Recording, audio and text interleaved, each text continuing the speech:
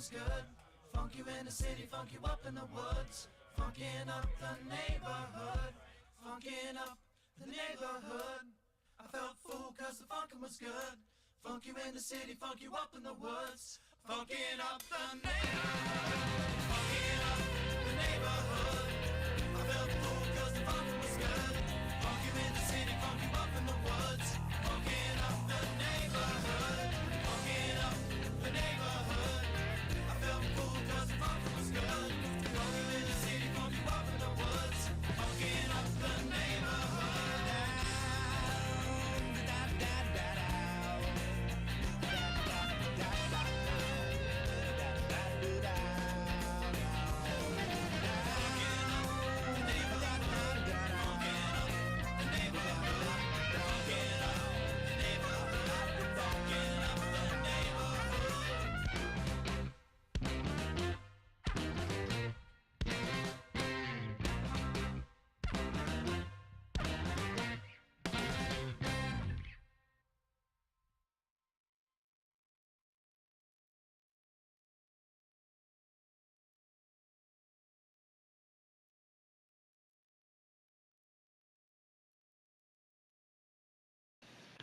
And we're live.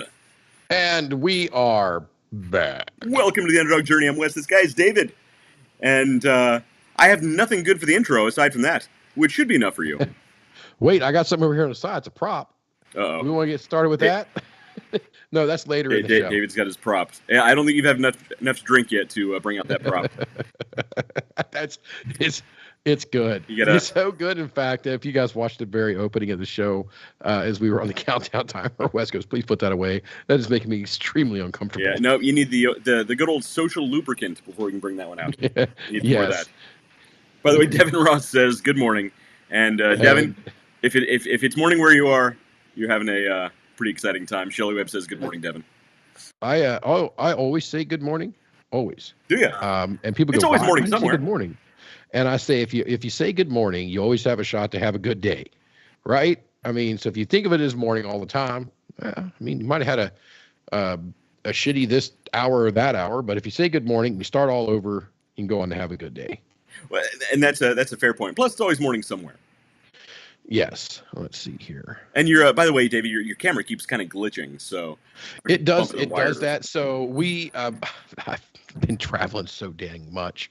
On the shopping list is a new hub. Yeah. I think it's because of the hub.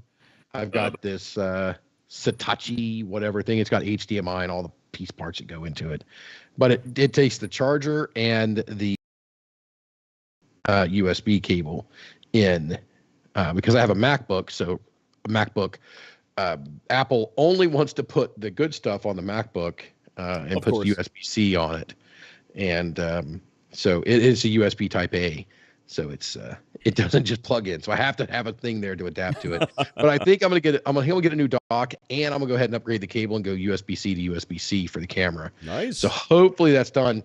But man, I haven't been home long enough to get anything done. I was in San Diego, then I was in Chicago, then I was in Columbus, and I just got back from Kansas City. And says the man who not too long ago said he wouldn't be traveling as much anymore. Yeah. So yeah. Hey, there's a possibility with the way the stuff's going that I may get to slow down. So that's a good thing. So I'm happy about that. But yeah, no, your camera's great though. I really love the quality of that when it's behaving. But I want to get one and mount it to this wall right here. And right here where this wall is, actually install on the roof a pull down green screen. Some future video stuff I have planned. So with your pipe channel cameras you have. With your pipe channel that you need to get your ass back on. Yeah, pipe channel, a couple other things I'm working on too. So yeah, I got stuff in the mix. All right, I'm trying to get the podcast pulled up on Facebook so I can watch comments. Yeah, fair point. Sometimes it gets lost in the fray here. So David, most important question of the day: what are you drinking? Let's see here. Oh, wait a minute. Here we go. That button. Okay. Sorry. It started talking to me and it was repeating what we had just said to me. And I'm like, wait a minute. Why are you going back over this again? I didn't say that. Yeah. Yeah. So you had just said it and I finally found the video and then Then it came up again. Oh, I just did it again. Crap. Okay. All right. Hands off the keyboard. Keith Edwards says Big Brother's watching. Keith, you have no idea. Yes. We should really redo the big data show and see if we can replicate what happened. That was great. We should go back and do that one time. But anyway, what am I drinking? I do know Keith will highly approve of tonight's selection.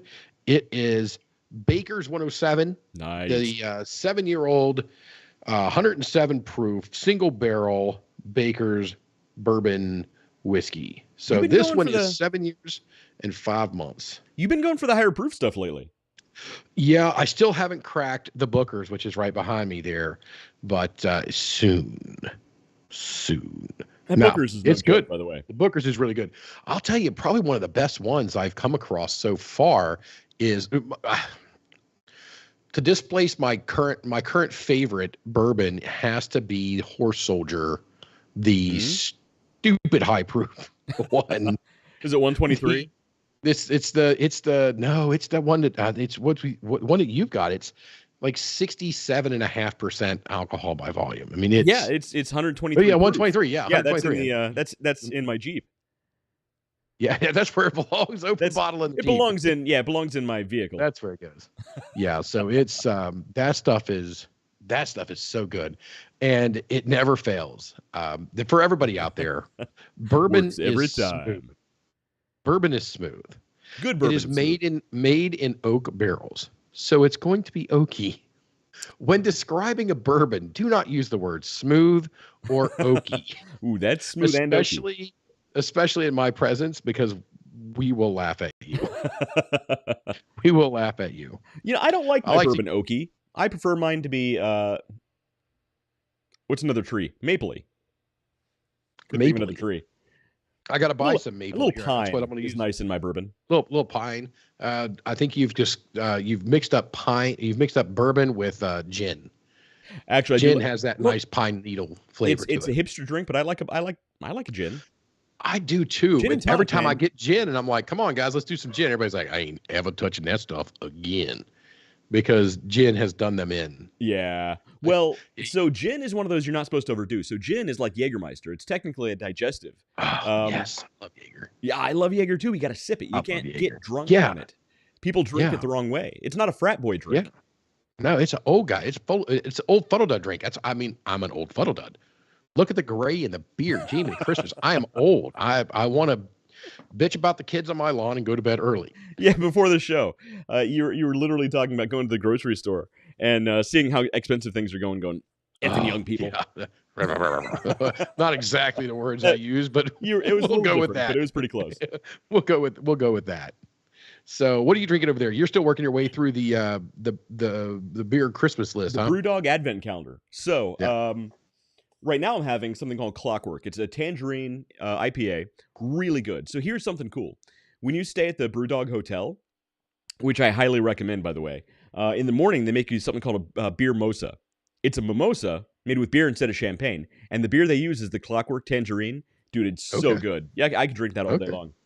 So for those who don't know, you can go out to this. It's a hotel, brewery, pretty damn good restaurant too. Mm-hmm. They got a lot of outdoor space, and I'm not a hippie, and I'm not really crazy about electrifying the world and everything. But this place is actually a carbon negative brewery. Right. They actually take in more carbon than they put out, which is whether you believe in the whole carbon footprint thing or not, it's a cool concept.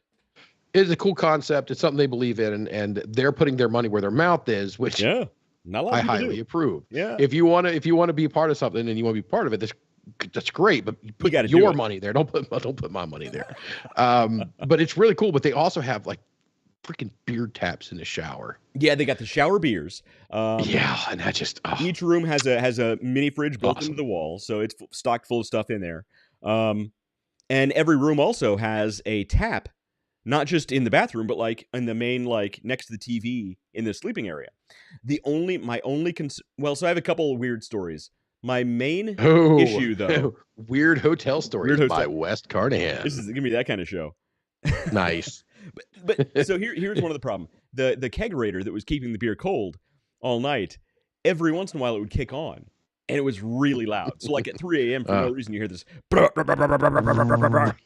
Like, I don't think that's normally the case, but yeah, we get the loud one. The second thing is all the TVs in all the rooms have Apple TV, right? So you have your Apple TV remote, yada yada.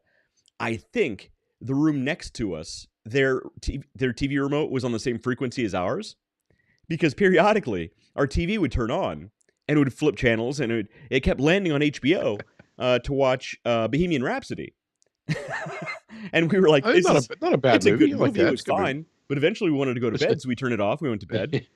Like, it comes back on. 10 seconds later, it comes back on, and we tried turning it off again, and it came back on. So we just watched the rest of the movie before, eventually somebody turned it off and we went to bed. You will not sleep. It was the ghost of Freddie Mercury saying, exactly it. This is good stuff. You guys should stay up for this. Rami Malek was like, you are watching. He's in the room next to us. Everybody will watch Bohemian Rhapsody. Everybody will watch Bohemian Rhapsody. It's good. That was the beer speaking through your TV, Keith says. It's true. The beer did a lot of speaking that day. It's fun though, because the whole place is also dog friendly. So if you have a dog, if you like dogs, go to Brew. Oh, it's awesome. It's awesome. It's Brew Dog. It's the whole place is based off of puppy dogs, and you can't go wrong. You can't go wrong with a place that's just full of puppy dogs, right? I mean, you can't. Exactly. It's like, which is why I also recommend go to underdogplus.com. Pick up some Underdog Plus bones. This right here is the apple bacon, which is amazing stuff, by the way. So today, I've been baking like crazy. Today was the peanut butter day, so my whole house smells like snickerdoodles. On the apple bacon day, again, it smells amazing. Pumpkin spice is my wife's favorite because it smells like pumpkin spice, because it is. So really good stuff. Go to underdogplus.com and your dog will thank you. That's the plug. Yeah, I have to do. And then to tend to reward yourself, you go to BrewDog, take your dog with you, feed your dog Underdog Plus peanut butter brew bones, or apple bacon, or apple crunch, or the pumpkin spice ones, and then take some extra ones to give to people out there to get them hooked as well. That's true. But then you reward yourself with some really good shower beers. Well, look, I'm telling you, a shower beer is underrated. When you're like in a hot shower, you've had a long day, dude. I love it. Standing there drinking a cold beer, man, it's perfect. It's great. So I think it's well established I'm a weirdo. I think we all know. My shower is like 6 foot by 5 foot, and I'll get the steam. Your shower is 6 foot by 5 foot. Yeah, the shower is like 6 foot by. It's a freaking massive shower. It's right next to your monocle cabinet in your room, right? It's not next to the monocle cabinet. It's next. Okay, this doesn't help my case. It's next to the jacuzzi. So you got the jacuzzi, then you got this big shower. Nobody can blame you for that. Okay, let's focus on the wrong part of the story here, man. I like getting the steam thing going there, and I've got this teak or some kind of a wood bench that's in there, and I'll get that thing going. And I'll grab my this is just water. And I'll get in there, and it'll be, just like sitting in a steam, like a steam sauna, and just boom, chugging ice cold water in a hot shower. Oh, man, it's so awesome. So awesome. Devin Ross says he's all about own a monocle collection. Devin Ross says he's all about business when he's in the shower. No time for beer. Devin, you're doing it wrong then, man. Because I just poured my second beer from BrewDog, which is Light Speed. It's apparently their low-calorie hazy IPA, which, look, whatever. Calories I don't personally care about, but the beer itself isn't bad. It is definitely a hazy IPA. But since the low-calorie, it also has that kind of a light flavor that... Oh, yeah, it does. I would prefer something a little more robust, but it's not bad. It's not bad. Beer in an outside shower is best, Richie Slack says, and... I don't have an outside shower. But my neighbors probably thank me for not having an outside shower. They don't want to see that. I thought about it. I thought about putting one, just something out there to rinse off when you get in and out of the pool. Yeah, I don't have a pool either, Mr. Moneybags.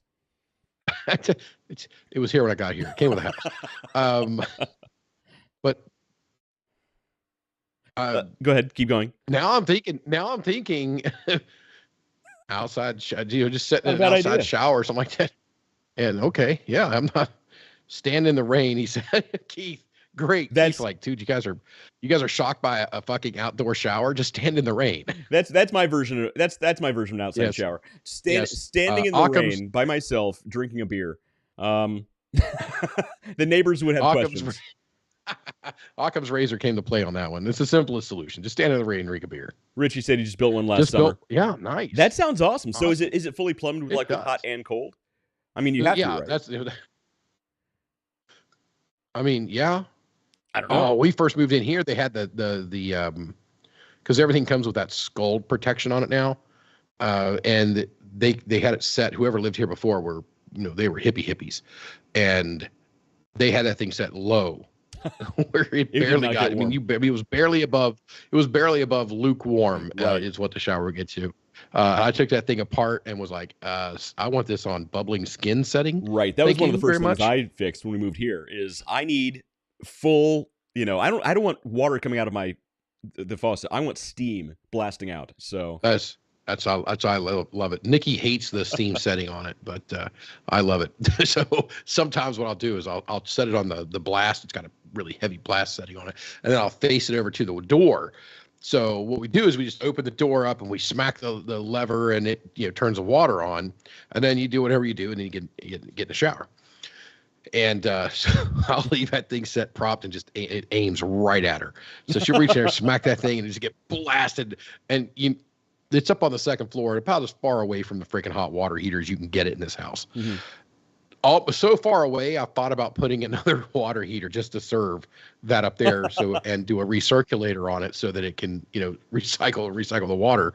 So you need an upstairs not recycle the water, but circulate the water. Water heater is what you're trying to do. Your house is so big. Yeah, you need an upstairs and a downstairs water heater. Well, it's down in the basement, man. It's down in the basement. It's got to go up through this floor all the way over and up there. Who could possibly expect hot water to it's travel a long way from one floor to another? The moral again of this. I get it. Look, you need one for each wing of the house. I totally understand. No, the moral of the story was that water is ice freaking cold when it first comes on and she gets blasted with it. And I can be in a different experienced state. This, David. You tend to do this. Oh, that was great. That was the first fishing tournament, was it? It was one of them. That was the first. Was that the one where you told the guy at the hotel that we only need the room for an hour, just to use the shower? Dude. His face. That guy was like, we only need it for about an hour, and the guy's face at okay, all right, we got to tell the whole damn story now. So we're doing the fishing tournament with Shannon Black and the Real Life Outdoors. Hot water won't make it 6 floors, David. It's true. 6 floors. It's only your high-rise building needs multiple hot water heaters. Yeah, so we'll put the word. Never mind. I'm gonna live on the Dave Tower. So we're doing the first charity fishing tournament there with Real Life Outdoors with Shannon Black. And we came out of that place. The literally the smartest thing that West and I did the whole entire time was when we were at the Walmarts beforehand. We bought some hand wipe cleaner when you go things. Fish, bring the hand wipes. And my mom, God bless her, told us to get some kind of blood bait or something. Oh. Now, we're not fishermen, okay? Let's just face it. You and I, I used to fish. We're not fishermen. No. So we're like, all right, people told us to get this. We'll get this. So we got it and we opened it up. It was basically like the death version of smelling salts. Yes. You open it up and it punches you in the face. It's so bad. Yes. It was miserable. And I've actually got a video somewhere where you told me to smell this stuff. No, you were over there putting it on. I got the camera going, and you're over there putting it on your getting ready to try to put it on a hook. And he opens it up, and that smell hits it. I ain't touching that. It's bad. It was bad. I ain't touching that. It was bad. I'll stick with grub worms. They were just great. Yeah, it was great. That was also the fishing tournament because that's the only one we actually fished in. We actually tried to fish that time. Then we went back for year number 2. Yeah. Really, we learned our lesson. The second year, we brought a canopy, so we were under canopy. We brought chairs and cigars. We had bourbon, but we weren't allowed to drink it there because it was a dry lake. Imagine that. And our poles actually never made it to the water. Nope. So we sat there, listened to a live band right behind us, jamming out some good Southern rock, and smoked cigars and watched everybody else get. That's how you fish. disgustingly dirty. And so we won the tournament, and I'm not giving that up. We won that tournament. We 100% won the tournament. It was great. It was. So you got any news tonight? I don't have any news, David. Yeah. I got none. Yeah, I mean, there was a football game this past Sunday. Something happened with sports. Taylor Swift's boyfriend won or something. Yeah, Miley Cyrus was there with her boyfriend who plays football, I guess. I don't know. Yeah. It was a whole thing. Yeah. But yeah, I don't pay attention to any of that kind of stuff. I have better things to do. Plus, it's all scripted, so who cares? So I was in Kansas City. I flew in on Monday, and I hear they have so good that chefs was fun. there. Good chefs. So my flight in was rather eventful, and we got delayed. I got stuck in DC, and I didn't roll into. Actually, I guess I didn't get there on Monday. I rolled in at like 3:30 in the morning on Tuesday morning. I didn't get to the hotel until about 5 to 5:30 on Tuesday morning. I had a meeting at 9, so that was fun. Sure Thank you, American Airlines, yeah, for properly maintaining your airplanes before I get on them. Yeah, the fireworks. Do that again. Yeah, good fire. Yeah, fireworks went off in your Skype. Oh, did it do it again? It doesn't do that for me. I don't My get Skype it. I don't settings know. don't Was do it the thing when you did this. Like that was fireworks. a 2 thumbs up. Was it the 2 thumbs up? Yeah. That did it? Look, you did it again. Oh, see, I'm on the wrong screen. I can't see it. Hilarious. There it goes. I don't know. Here we go. Here for everybody out there. I know it does it with the hearts. Oh, thing. that's pure love, David, is what that is. From us to you. But yeah, so I was out there. I did get the daughter whatever the tight end guy that's dating the Swift girl thing. I did get her a T-shirt with the number and the name and everything on it. Does your daughter like football? Well, I mean, she's a 10-year-old girl. I'm assuming that she likes Taylor Swift. That makes sense. Yeah. Yep. So yeah. Yeah. Look, 10-year-olds like weird stuff. You can't blame her. It's a girl singing poppy music. I mean, that's what they like, right? So exactly. It's not for me. Oh, although I'm getting in the airport, it's what I got in at 3:30. It took me an hour, so it was like a little after 4:30ish on probably 4:30, 4:45 on Tuesday morning. I am absolutely exhausted. Been up all day, stuck in airports, a little cranky, and I get in the car with this kid who's maybe mid-20s. All right. And what's he doing? Just rocking nonstop Taylor Swift from the airport to the hotel. A guy was playing this music? Yes, just nonstop. It's weird. All right, I'm not judging. I mean, I am a little bit. If I hadn't have been so tired, I was like, I can't say anything.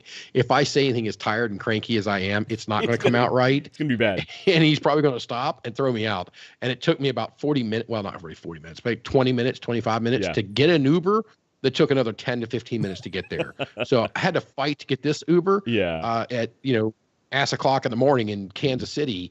I wasn't going to get thrown out of a car and then have to wait for another one. So I just let it slide and got to the hotel, went inside, went to sleep. I feel for you, man. That sounds awful. Yeah. It was a rough time. It was a rough time. So yeah, there's tons of news. Nothing that we can even come close to. I can't get into political stuff. It's all political. Politics, yeah. Dude, if we could talk politics, we would have nonstop things to talk about right now. Oh yeah. Yeah, I mean, we bang out a 2-hour show. I mean, it's a half hour. We could do a 2-hour show every single day. Yeah, just with the stuff that happened, and people do in January. Like more stuff happened politically in January than would happen in an entire typical year normally. Well, yeah, but this is 2024. Yeah. Well, yes, anything can happen 2024. It's like anything can happen Tuesday or Thursday, whatever it was. Big Bang Theory. So I need more bourbon. So I do have on standby. I don't know. I'll leave it to the viewers to let me know. Mm-hmm. This is actually your whiskey, your bourbon. I made that. That is you gave to me. I don't even know how long ago this was. It's been a while. That was a long time ago. That might be 2016, 2017, maybe. Yeah. So yeah. No, that's before that. No, that was before I had kids. That's got to be like 2014.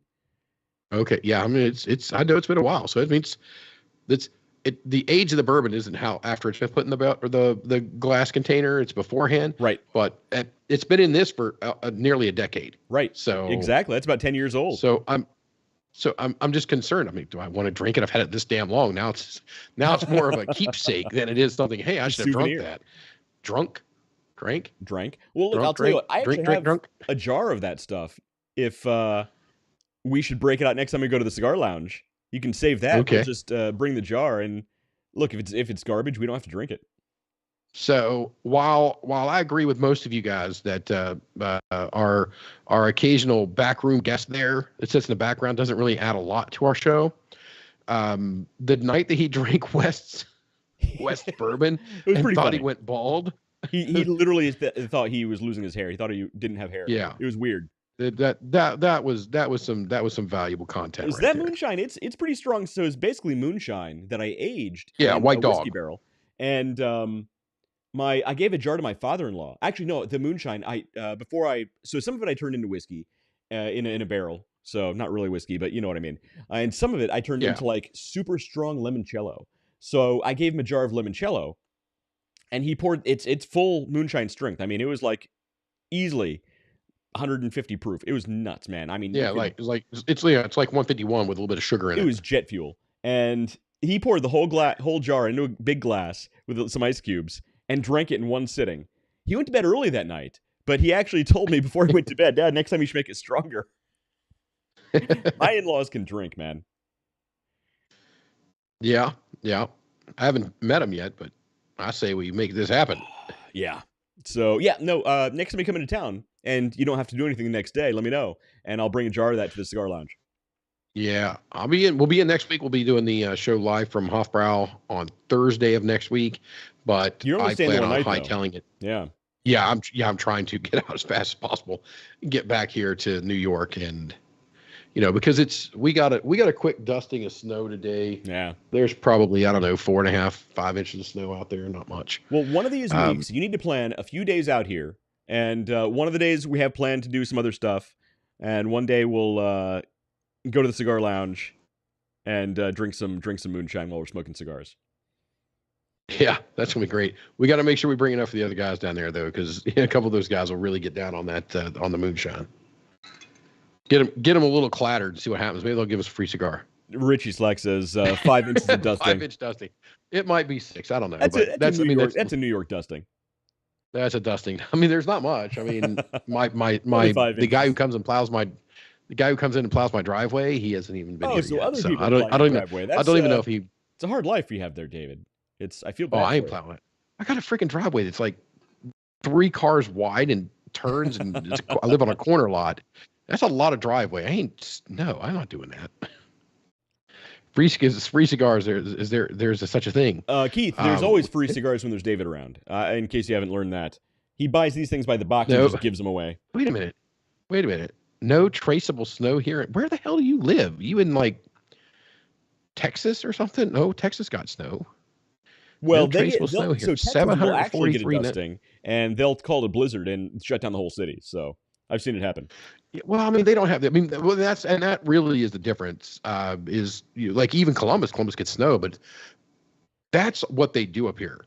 I mean, there's not a shortage. I mean, they have a shortage of snowplow drivers because everybody does. But they have, I mean, it's just, this is where my taxes go, is to clear these roads. So tomorrow morning, I mean, these things will be not only clear, they'll be freaking dry. Right. I mean, your cars only last a couple of years because of the amount of salt they put on the roads up here. But other than that, they take care of them. So, I mean, I think we can probably handle anything under like 4 or 5 feet. 4 or 5 feet. That's just stupid. 4 or 5 feet. That's just stupid. It might slow us down a bit for an evening. And kind of lock people down for like an evening. And if you stay off the roads and let the people get out there and do their stuff, it's freaking, the roads are clear by morning. 4 or 5 feet. Human beings shouldn't even exist in that area. Like, it baffles my mind to think that Native Americans lived in teepees and, dug in huts in conditions like that. It blows my mind. Richie Slack says North Carolina, by the way. Okay. He says 1 inch of snow shuts down Charlotte, and I totally believe it. Yeah. Yeah, our headquarters in Charlotte, so I've got to go down there from time to time, and they do not look like they're prepared for snow at all. Yeah, it's funny at all. But there's a cool place right outside of Charlotte there that does like a built whitewater rafting place. It's like a lazy river for whitewater rafters. I didn't know I didn't know something like that existed. That does sound cool. I would do that. Yeah. So you can control the rapid and the all the stuff. They got zip lines. I mean, my fat ass doesn't get on the zip line, but people that don't weigh a metric ton, they can get on the zip line, and I didn't get on the kayak thing either because that's the Titanic. My fat ass gets on one of those little boats, it's going down. So I did not want to have that on video because let's face it, if it was somebody other than me, I would put it on video because that's hilarious. Keith Edwards says, but yeah, I wasn't doing that. Look up the Tug Hill Plateau in New York, town called I am Paris. not putting anything in my search engine that says Tug Hill, bud. Yeah, look, Keith, I don't want to see your browsing history, but whatever you're into. What you do on your own time is your own business. Says they average about 30 feet of snow. Okay. Oh, okay. We're talking about snow. Whoa. Okay. All right. Yep. Nope. That's no. I have nothing nice to say about that. I have nothing nice to say about that. So since I've moved here, we haven't really gotten a terrible snow. I mean, we've gotten 4 feet of snow here, and in a night, and then there's been other times when there's probably been 6 foot of snow out there total, but that's it. 6 feet. So that's 6 feet standing on top of, like, if you walk outside, the snow is deeper than I am tall, is what you're trying to say. Yeah. I mean, there's times. I mean, it's only happened like once, but that's when we had a couple of decent weeks of snow. And the thing is, it can develop up here so quick. I mean, because we get the lake effect snow off of Lake Ontario. Yeah. And okay, heck yeah. Richie Slack says, message me next time you're in Charlotte. Maybe we can grab a drink, catch up. Don't threaten me with a good time, man. Go whitewater rafting. You said the magic word. No, I'm not going to wait. We can sit on the side and drink and watch people water raft. I want to put it on nice and easy mode and just give me an inner tube. Just give me a tube. Let me go through where everybody else is fighting for their lives. And when it gets to me, it's just like, easy go. No, whitewater rafting. I'll have a cigar. Man, that's where it's at. Have a cigar in one hand and a glass of bourbon in the other. Well, there's a really good beer place in there. Have the glass of bourbon and a cigar while you're whitewater rafting, and see how long you can keep them both. Keep your cigar lit and keep your bourbon from spilling into the river. So I'm not going to go on the rough. I mean, if they could turn that thing down, and they can. If they can turn it down, and we're just floating along, and I'm just in basically a lazy river. Hell yeah. Hell yeah. I'm all for that. That's Richie Slack says, won't catch me on one either. Look, Mr. Moneybags, just build your own. So I know you probably have a story about that. I've actually, one of the things, so when we were moving, we were looking for a place. I wanted to have a pool for the family because I knew I was going to be traveling a lot. Yeah. And we're up here in the snow world. So I needed something here that they could do. Of course. And one of the houses you looked at had a lazy river? No, there was one that I found that didn't have a pool, and I was like, it had like 5.5 acres of land, and I was like, I could put a lazy river in there. Right. Well, I could do a pool area, right. And then I could do this thing that did a lazy river. I looked them up. I was looking up things to do lazy rivers and people who have done them, and I was like, that's kind of the life I want to live. Well, no. So if I can go somewhere where it's warm, yeah, you want the lazy river as a moat around your house, right? And then you get a bunch of those alligator blow-ups. I didn't even think about it. Right. I didn't even think about that. A bunch of those alligator blow-ups, and they'll just float around randomly in the lazy river going around your house. Dude, that's... Yeah. It was somebody like Richie Slack who lives in North Carolina. You can't do that because you walk out and jump on one of your blow-ups, and it's actually a freaking alligator. Yeah. So for all the people that are like, David, why do you live in a place that you can get 30 feet of snow in a year? Well, that's the balance. There's no alligators here. That's the balance because there's no alligators. There's no earthquakes. There's no tornadoes. We get snow. You're either in a place where you're going to freeze to death half the year, or you're in a place where all year round things want to eat and kill you. I don't want to catch malaria. There's nothing in between. Yeah. Although we do get, I don't know if you've ever had to deal with mayflies. We do get mayflies because we've got. No, are they like the black flies in Canada? They bite. They're mean. No, these things don't bite. They're here for like, if it doesn't hardcore rain, they're here for 5 days maybe. But if you get a heavy rain, it just basically takes them out. Yeah.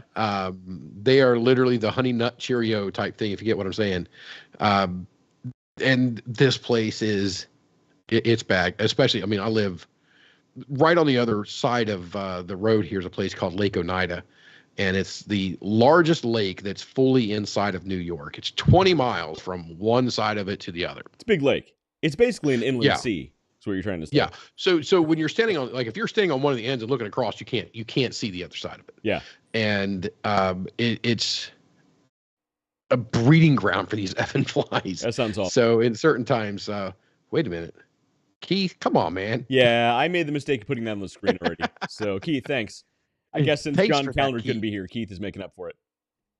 No gators where I'm at. That's good. And the mayflies are awful. Yeah. South Carolina a couple of years ago. They are. I mean, it is insane. So the bad problem is for us, the mayflies, because, you know, we're a little further north, the mayflies come in June up here. The June flies. So they're mayflies in June. They're late bloomers. And graduation. And so we had all the, you know, we had family and everybody up here, and it just, I mean, you're driving down the road and you just hear them crunching under your tires. All right. That's how bad. And you're driving down the road and they're just splattering off the windshield and stuff. Ugh. So yeah, I don't know, mayfly. Are they like June bugs? If they're crunchy? No. I'll. You know what? You guys come up here in June. We'll introduce you. Your kids love creepy, crawly, weird things. They do love weird bugs and stuff. So yeah. Yeah. So yeah, they'll enjoy that. And I can put them to work because they'll enjoy also taking the net and scooping all them damn things out of my pool. Actually, probably would love that. That's we raise them nerdy around here. Yeah. Yeah, I was in a boat in a swamp. Yeah. You know what? A swamp is the perfect idea of what you would think about where these type of bugs are. Is a swamp. That's where they came from. I think we should set that on fire. Look, most of New York, Manhattan was a marshland before it was built up. So Washington D.C., same thing, and it still is a swamp. Yeah. So, but we don't do politics. Old Foggy Bottom. Old Foggy Bottom, right? So yeah, but yeah, I don't have any news today. So it went from a wet pool to a cesspool. Oh, yeah. 2024 is gonna be fun. Anyway, so yeah, it's gonna be fun. So we probably should get to our topic at some point. So it was basically. What's that? I'm sitting here. I'm like, where the hell's the hole on this thing? Oh, Jesus Christ! I can't believe I just said that on there. Yeah. But I had it closed. I had the mug closed. It's officially transcribed forever, David. I would add some commentary, but I won't go there. Yeah. Yes, don't. I'm sitting there. I'm literally trying like crazy. I'm like, what the hell's going on with this thing? Is the ice cube blocking it? What's going on? No, I had it. It's got a little lid. Thanks, Keith. Made me look like an idiot. That's a gift from Keith, by the way. My blackened. He got me that. I use it all the time. That is, yeah. That's a really okay. Cool, back cool to our topic. But yeah, so the main topic. The 7 steps to create your best life. So, you know, what got me thinking about this was the idea that most people just go day to day, same old stuff, week to week, same old stuff. You know, 10 years later, they're doing the same thing they're doing 10 years previously, living the same life. And the entire time they're wishing for something different, something better. But nothing changes because they don't change and they don't do anything different. You know, we've learned through conditioning just to like go with the flow. And unfortunately, we just never start swimming on our own. And people who really make it big, you know, they swim, they make it happen. You know, a lot of people talk about their dream life and they're like, oh, I want to be the next, you know, I wish I could be the next Jeff Bezos or next Elon Musk. The thing is, a lot of people think it's just unattainable to do something like that, to become, you know, this entrepreneur who's just massively, incredibly, unreasonably wealthy. And for most people, it kind of is to that level. But you also have to remember, both of them at one point in their life were basically dirt poor. They are no more wealthy than us. Not saying I'm dirt poor, but look, they were Jeff Bezos. He has a famous picture of him using a desk door as his office. Yeah, desk. We've shown it on the show. Door as his desk. So I mean, it's totally possible. You just got to make the steps to build that life for yourself. So we basically broke down some of those things, and we can run through some of those.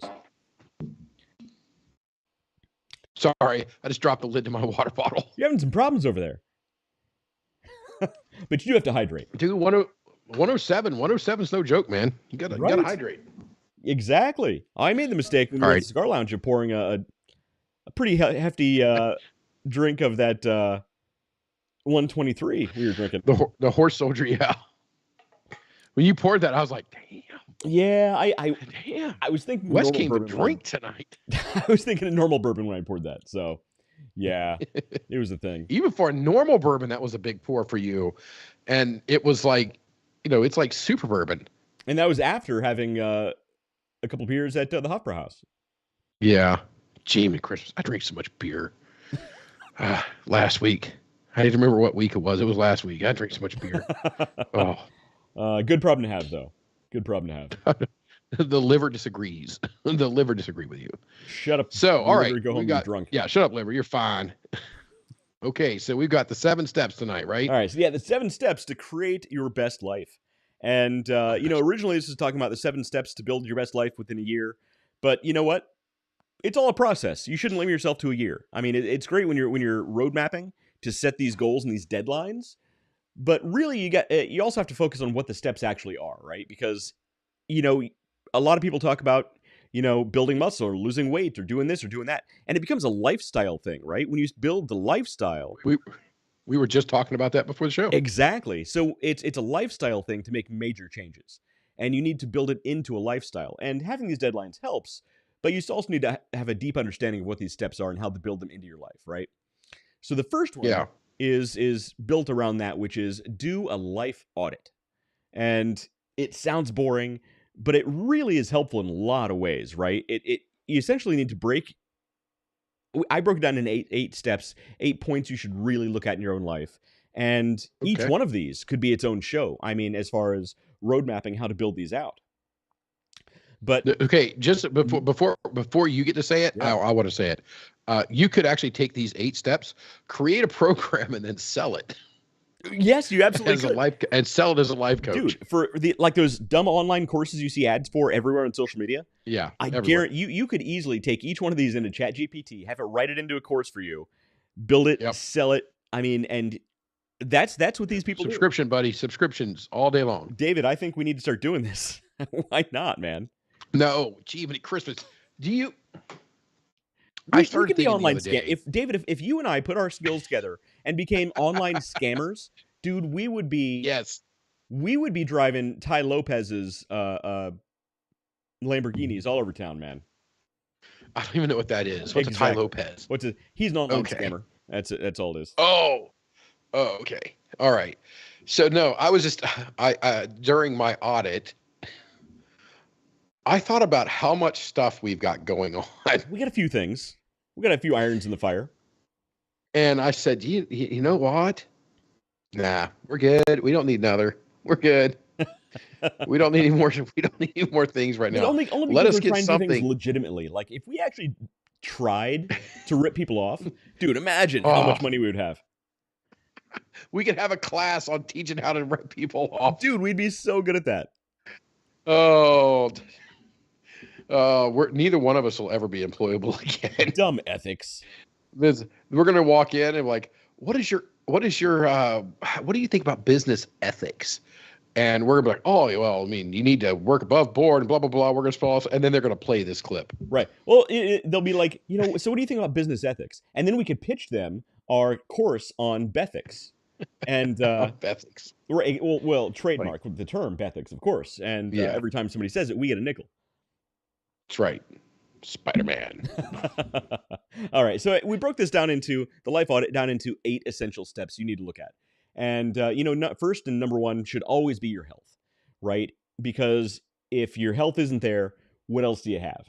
So I'll drink to that. Yeah, exactly. Let's all drink to that one. So number 1 is health. Number 2, finances. Because after your health, you need finances. At the end of the day, you got to pay your bills and taxes. It sucks, but, got to do it. Number 3, personal development. And that comes down to just bettering yourself. You should go out of your way to learn something new every day, even if it's just one thing. So, this is gonna take you by surprise. Uh-oh. But I'm doing a class, multiple classes, you get these different belts. And you know where I'm going. You know where I'm going with this, don't you? Are you doing a Six Sigma? I'm doing the Six Sigma. I got to be able to talk to these people. I think it's one of the dumbest things on the face of the planet. Are they making you do Six Sigma? I'm going to put that out there right up front. Are they making you do Six Sigma? I have to deal with people who live and believe that this is good stuff. Yes, it's insane, but I have to be able to talk with these people, and they're like, "Oh, we need the strap reported in by this BN." I'm like, "Dude, what the hell are you talking about?" And they go through it. I was like, "Oh, you asked for a roadmap." Right. Yeah. So I'm like, well, yeah, I guess you could call it a roadmap. I'm like, well, we called it a roadmap for 100 years before you hippies came along and made up this freaking Six Sigma thing. I don't know. So I want to find out who invented the Six Sigma program, because that is the ultimate business con man. That's the ultimate business con man. For those who don't know, Six Sigma is basically, it's not just a really lame version of G.I. Joe that came out in the late 90s. It's actually a business personal development kind of thing that teaches you all the business lingo that executives eat up. They love this stuff. If you can speak Six Sigma lingo and even put that in like your LinkedIn profile, which is really all it's good for, man, they will love it. But it's a scam. It's a cult. It's literally one of those things that like Six Sigma people only want to do business with other Six Sigma people. Yeah. So I've got to be able to communicate with them. So, you know, in my personal development, I said, all right, screw it. After this past week, I was doing a meeting with my boss, and he's talking about all this stuff, and I'm like, oh, well, hopefully your boss doesn't watch this episode. I apologize, David's boss. He ain't watching. All right. He ain't watching. And if he asked me, what do you think about Six Sigma? I'm going to say it's the dumbest thing I've ever seen in my life. I mean, you know, I'm guaranteed to pick one or two good things up. But the good news about me is I'm smart enough to know what not to take with me. Right, exactly. I'm smart enough to know to put the black belt thing in your LinkedIn profile. Yeah, I'm going to go through. So I'm starting with the white belt. I don't know which way it goes. And they have the karate belts. Yeah.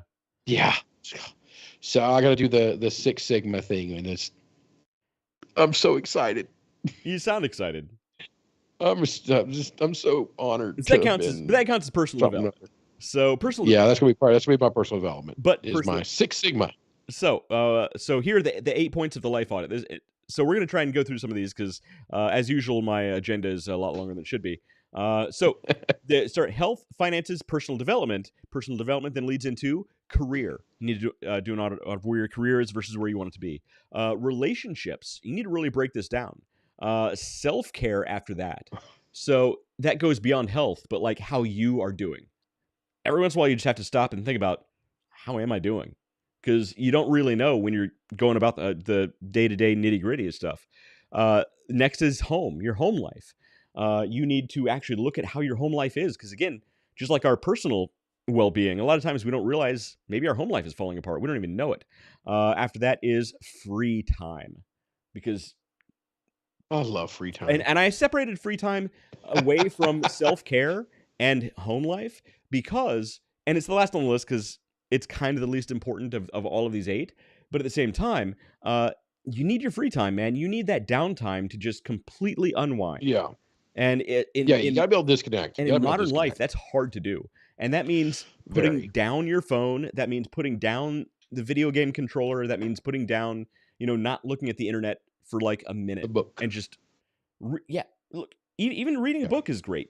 This is a real thing. You actually need time for your brain to be bored. That's a real thing. Yeah. I was just reading a study about kids studying for the SATs, and a lot of the people are saying now that you need to study for no more than 50 minutes at a time. After that, you need at least 10 to 15 minutes of doing absolutely nothing, not watching TV, not surfing the internet. I mean, literally, just look out a window and just let your brain be bored. You need that time. So that's why this is on the list, your free time. And what you need to do is your audit, you need to list out all of these things and basically rate them about how well you think you're doing in all of these areas, and really focus on the ones that need the most attention. Because a lot of times you don't stop and think about these things until it's too late. And I know personally, I fall into that trap all the time. So that was do the life audit. That is number 1 on this list. Number 2 is make a mindset shift.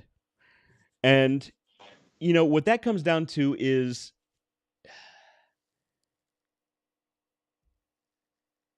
a lot of people just get... Well, I'm trying to think of a good way to put this. Go ahead. Sorry. Yeah, well, so I was wondering how you would explain a mindset shift. So I hate turbulence in the paradigm, as it were. Well, I hate the idea. I hate what's that Oprah book? Not The Promise. Okra book? Oprah. She had that book. I thought it was a book about okra. I'm like, gee, with Christmas. Not the Promise. I know you're from Texas, but damn. The Promise. Okra. What is that Oprah book? Like I have a freaking clue of a book. Somebody that no, Oprah had. It's like written about like being in like the Matrix or something. Like if you believe it, you can make it happen. You can like materialize it in your own life. And I hate to fall into that same genre, but really it does come down to mindfulness. We all of us and the viewers out there, the people who are watching live, the people who watch after, because we still actually get quite a following that watches after, which strikes me as odd. I mean, I watch these two drunk guys just talk about random stuff on the internet. But all of us are going to make a promise right now that we are not going to lump West and Oprah in the same category. Hang on, I'm trying to. I don't think you were at risk. I don't think you were at risk anyway, but we've all promised now that we're not going to lump you into the same category as Oprah. It's like The Promise or something like that, right? And basically, it's all about just and it's about materialization. It's about thinking it and you'll get it. And even Brian Griffin on Family Guy did kind of a spoof on this, where like it's wish it, want it, do it kind of thing. But really, it making things happen in your life all start with mindfulness. It comes down to and we've talked about how you speak to yourself. When you mess up, a lot of people say, "Man, how could I be so dumb? How could I be so dumb? How could I make a mistake like that? I'm so stupid." Over a period of time, your brain believes it. You start to materialize that in your own life. I'm completely the opposite. I shit talk myself nonstop unless I make a mistake. And if I make a mistake, I'm like, it happens. But a lot of people don't. A lot of people put themselves down, and it really starts to affect your confidence and your well-being. And you need to make a mindful shift into a better place. And you need to start saying, yeah, I can do it. You need to start learning from your mistakes. And there's the sort of the memes or jokes about people looking at themselves in the mirror and saying, "I'm cool. People like me. I can do it today." And you look and sound like an idiot. Sound just like Oprah. Right. Well, that is her voice. I do a good impression. Yeah. And I'm not saying do that, but I am saying speak to yourself more kindly. Speak to yourself better. Learn from your mistakes. Don't put yourself down. Don't be so. And I fall into this trap all the time. Don't be so cynical. Don't be so pessimistic. And it's definitely hard to do in 2024 in America, for Pete's sake. I live with one that is pessimistic. Look, oh, Jesus, Mary and Joseph. I mean, people know me. I'm a little bit the other direction. The glass is not half full. The glass is brimming over. And if you feel like your glass needs a refill, just go get a freaking refill. I mean, why are you bitching? Just go make it happen. Well, look, I have a couple talents in life. One of my major talents in life is cynicism. I'm really, really good at it. Talent? Is that on your resume, bro? It is. I'm really abnormally good at cynicism. I am a great cynic. And I'm a great cynic. I like that. It's just mental poison. It's poison in your life. And it doesn't help when you're constantly thinking about the worst thing about anything you're doing. You need to have a better outlook on all of these things. And that starts with mindfulness. So that's why this is high on the list. Okay. Tell me I'm wrong. Tell me I'm wrong. Number 3. I'm not going to tell you wrong. We said a lot of stuff in that. I mean, there's bound to be something that was right in there. All right. Number 3 is it builds off of mindfulness, which is create a vision, right? And it sounds kind of like hippy dippy nonsense. And you always hear about these people with vision boards and yada, yada. But the point of creating a vision for yourself is, and one of the reasons this originally was about building the life you want within a year, is having an end goal. You need to have an end goal in mind. You need to have a vision of where you want to be, because unfortunately, a lot of people just go through life and they go with the flow. And, you know, they're like, yeah, I'd love to live in a nice house. And they don't materialize much beyond that.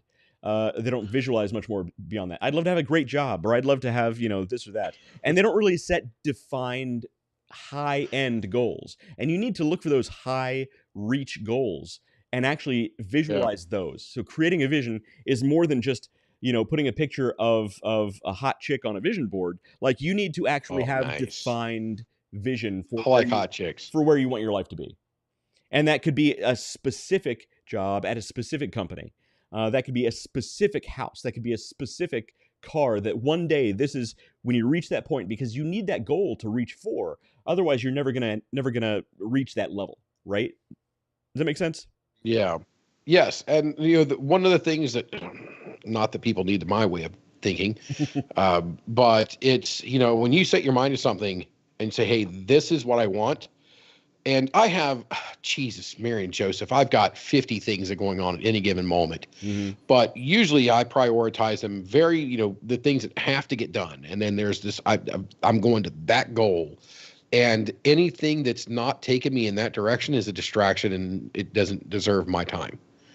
And that's just, and you should be the exact level of, or you should be at that exact same level of, if it's not adding value to you to get where you want to be, it needs to go away. That's it. That's a distraction. Get rid of it. Right. Get rid of it. 100%. I mean, how much time do we waste on things that are just, and look, I know this is going to hit home in a bad place for a lot of people. That's one of the reasons I don't care about sports. I've always said this. If football, just this one thing, if football weren't a thing, we would probably have people living on Mars right now. If we just devoted that much energy to science and education, like, we could literally have people living on Mars right now. But people love their footballs, and it's, I'm in no place to judge. Their footballs. Little Letterkenny work there, are you? So I'm not here to judge. I'm just saying that it's not important for my life. I don't think it's beneficial in any way for me to sit and watch a bunch of thugs, you know, tackle each other for multiple hours at a time. I do other stuff that I find more important. So I think you need to find something, everybody needs to find something in their lives that they can cut out that doesn't add value, that doesn't help them reach that vision. Yeah, if it's not in the way there, you shouldn't be going through it. Right. Now, having said that, I do watch football. My condolences. I do other things that, you know, but to me, that's okay. So this goes back to the self-care. This goes back to other things, and you still have to make those time frames for yourself. You still have to make that decompression, disconnect time. Because you know what I need to think about during football? Football. That's it. That's all I got to think about. And it's an outlet for a lot of people. How scripted it is. Yeah. And it is scripted. It's completely scripted, but it's an outlet for some people. It's basically a version of reality TV. But, like, you know, just cut out. Oh, dude, I'm never going to watch football again. You just have reality TV. That's one thing I cannot do. Tell me I'm wrong. I cannot do. It's with the way it's going. Yes, I'll give you. It's getting a lot more reality TV-ish. It's the man's reality TV is what it is. The man's man. You know what? I know a lot of people that I consider they're kind of men's men. They're not desperately football people. I mean, they know a little bit. They kind of have a finger on the pulse just so they can have a conversation if somebody asks them a question about some generalities, but that's it. Like me, I don't have a football team anymore since the Browns got whatever in, got rid of the one quarter. I was like, I'm done. I think it was last year before the season. I'm like, I'm done. And I didn't watch a single full game last year, not even the Super Bowl. Yeah. And this year, the only full game that I watched was the Super Bowl. It's just because it's, again, you know, I don't associate manliness with football anymore. It's not there. It's not the gladiator sport that it once was. Right. So cutting out something that doesn't help you reach that end goal in your life, or that long-term reach goal. That's how we got started talking about football. Cutting, you know, things like that. I thought we were going to talk about football some more. Okay. But that does actually play into number 4, which is work on yourself daily. And what that comes down to is, you know, now that you have your vision, now that you've actually defined this end goal for your career, your personal life, your home life, where you want to be in life in general, you need to work on yourself. And that can come down to learning new skills. And everybody should be learning new skills constantly. That can come down to reading important books that can help you reach that goal, or can help you in your career and help you learn. Oh, wait. Are we in the new skills thing? We're in the work on yourself. We're talking about new skills? Work on yourself daily. Oh, no, new skills, though, learning right? new skills is number 8. This is Oh, no, it's not. Learning new skills number 6. So okay. New skills. Man, we got to get moving. I know you have plans. I know you have plans for the new skills. I know. It's right here. It's right there. I got it right there. Working on yourself daily. So this can come down to actually making yourself into a better version of yourself that can help you reach that end goal. And, some of the things that I do, I read. I have a stack of business books back there. I have things that are helping me develop into the person I need to be successful. That can come down to physical. You can work out more. You can get in better shape, because physically you need to be in a better place to have a better mindset to reach that goal. It can come down to, again, learn a language, man. Just keep that mind active. I was actually just reading something not too long ago that was talking about one of the best ways to fight off dementia in older ages is to work out when you're younger, to be physically active, because the more physically active you are, the more your brain is going to be healthy. Just chemically, physically, functionally is going to be better. So working out actually helps you much, much more later on than you realize. So number 4 is work on yourself daily, every single day.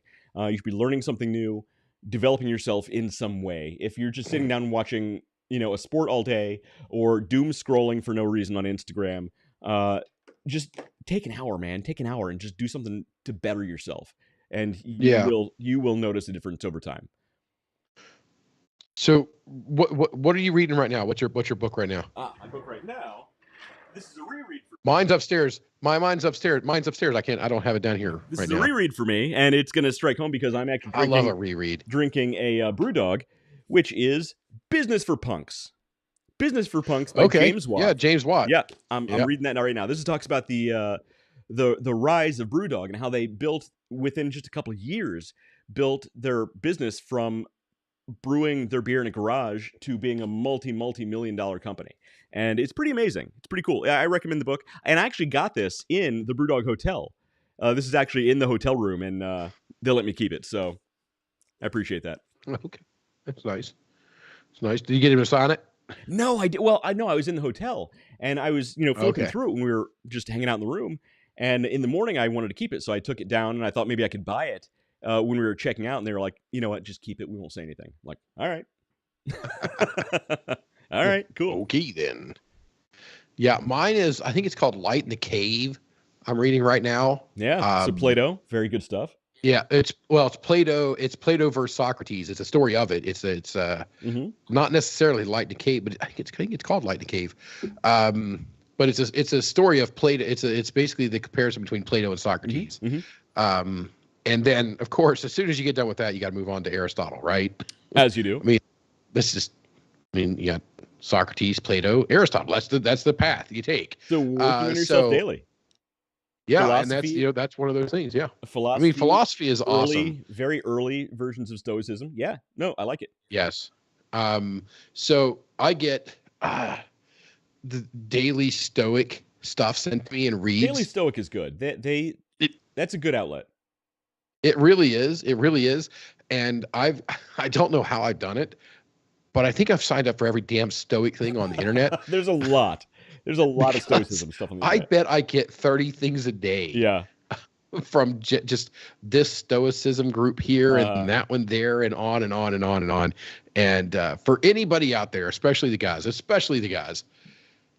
the Stoicism should be part of your life. It should. Absolutely should be part of your life. I highly recommend just getting any random book with writings from Marcus Aurelius. You can't go wrong there. Get familiar. And it will actually, that right there, reading that daily, just a couple quotes a day, a couple lines a day, that right there will change you in so many ways and wake you up in so many ways.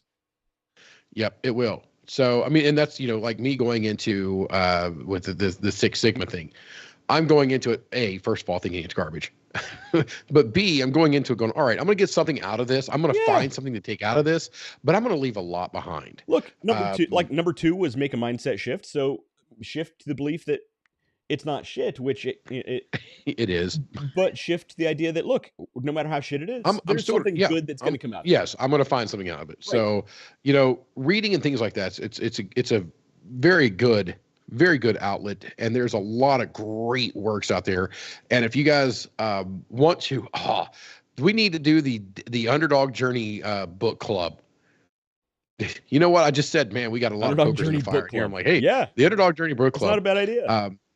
We get into some pretty cool stuff, and if you nerd out, if you guys are watching us at this point, you guys are nerdy enough that you guys would enjoy some of the stuff that we get into. Yeah. So okay. Yeah. So that was so working yourself daily. It's a must. That was number 4. Number 5 is design your environment for success. Right, and that's a big one. I like this. Yeah. So I like this one. And a lot of my bullet points down here come down to the people you hang out with. And I don't remember who it was had the quote, you're the culmination of the 5 closest people your 5 closest friends, the 5 people you hang out with the most. And it's totally true. If you're hanging out with people who just want to sit around, you hang out with 5 people, smoke weed all day, that's what you're going to do all day. But guess what? Yeah. If you're hanging out with people who they're going out there, they're making it happen. They're business minded. They don't sit around and play video games and smoke weed all day. Guess what? You're probably going to have the same habits they do. You're going to develop it. Yeah. Right. It's going to shift your mindset. Right. If you're around people who are just negative, it's going to manifest your reality. And there's something to it. I hate to say it, but there really is. If you're around people who are just negative and just down on themselves all day long and have a bad mindset, guess what? You will too. It's tough.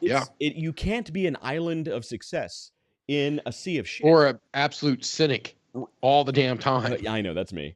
You can't. I'm calling you out on That's totally me. That's 100% me. I'm really good at it. It's one of my talents. It's on his resume. Professional cynic. Cynic. Really? Yeah. This interview probably went to shit, didn't it? Look, it went to shit. Look, you subscribe to the Daily Stoic. I am going to start a new channel, the Daily Cynic. Daily Cynic. Oh my God, there's money to be made there. Look, there is money to be made there. All right, go down. Okay, I gotta go. Hold on a second. Anyway. We need to take a pause for a message from station identification. You're watching the ING Sports Radio Network. No, I need to look at GoDaddy real quick and see if that's taken. The Daily Cynic. Because if it's not, I'm taking it. Our motto is don't even try. You can try anyway. Oh, Daily Cynic. That's a good. I just thought of that one. That's a good one. I hope it's available because that's kind of a good idea. Or it's kind of a bad idea. I don't know. Depending how you look at it. Okay, here we go. Looking it up. .com. .com. Let's see. It's listed under premium domain at .com. It's $1,888. It's not the world's worst thing, but it's not worth $1,800 to me. I don't think it's worth $1,800. But if we just let's just shift over to .net. It's $15. $15. There you go. I might get the .net later. Yeah. .net's $15. .com was available for $15. I'd already have it. But the dailycity.net is available at $14.99. The daily, that's a good one. So you can get that. So if any of our viewers are out there, I mean, jump on that.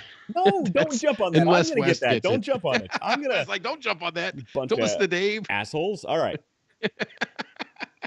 Here I am, like, you could do it. You could be a cynic. This is me. I'm just cheering people on to think that things suck. What? Daily Cynic. I like that's a good. All right, that's great. That's a good one. Design your environment for success. Forget everything we just said because we're going to do that later. Design your environment for success, and that comes down to also not just people you hang out with, but your actual environment. If your environment is just let's say you're trying to better yourself as far as getting better physical shape, and your environment is surrounded by Cheetos and Pop-Tarts and Pop-Tarts and beer. Oh, so good. I love all of that stuff. But guess what? I don't buy it, so I don't have it in my house, so I'm not constantly consuming it. Now, I have lots of beer. That's a different soda. Story. But soda, I don't have soda because I don't want to buy drink it. I don't have a box of Pop-Tarts because I would eat them all, and I would eat the entire box in one sitting. Oh, I just would. I think I love Pop-Tarts, but I do buy Pop-Tarts occasionally, Man, but I love rarely eat Pop-Tarts. You ever put butter on a As Pop-Tart? fat as I am, you'd think I eat nothing but junk food 24/7, but that's just not the case. I just eat junk food like 4 hours a day. No, here's what you do. You get Pop-Tarts, right? You toast them both, and then you put butter in between them, like a crap ton of butter, and you put them together as a Pop-Tart sandwich. Man, it'll change your life. Has anybody seen the Family Guy? That's gonna be have you ever put butter on a Pop-Tart? What's that? Have you ever put butter on a Pop-Tart? The Family Guy song? No, is that a real thing? Oh, it's a real thing. I didn't even know that. Okay, as soon as the show's over, actually, ladies and gentlemen, I've been Dave. He's been Wes. We're gonna go watch Underdog, or we're gonna go watch Family Guys. I ever put butter on a Pop-Tart? It's great. Look, and my son, he's never even had a Pop-Tart. What? You ever had a Pop-Tart? No. He doesn't even know what that is because we. Oh my lord! What are you doing up? No. Stop. Hey, Locke, how was your day today? Good. What'd you do today? I had my last day of school because I'm missing 2 days of school for some reason. For some reason, this weekend is President's Day weekend. It's we Oh. celebrate our brave and intelligent leaders in our country. Seriously? Don't laugh. David's trying not to laugh. It's just, I mean, yeah. Well, some of them. Hey, so what are we doing tomorrow? Oh, we're not political. we don't have that much stuff. What are we doing tomorrow? I don't know. What do you want to do? I don't know. You want to go to the trampoline place? Yes. Yeah, there's this trampoline place with the ball pit. It's pretty fun. It's nice. I want to go to the tramp place too. Yeah. Bada boom. Bum. All right. No, you can't say but up bum after I say go to the tramp place. It's not cool, man. You also can't say that when my 8-year-old son is Yeah, the good news is he has no clue. He knows. So he knows everything. Hey, there are some spiders out in my garage.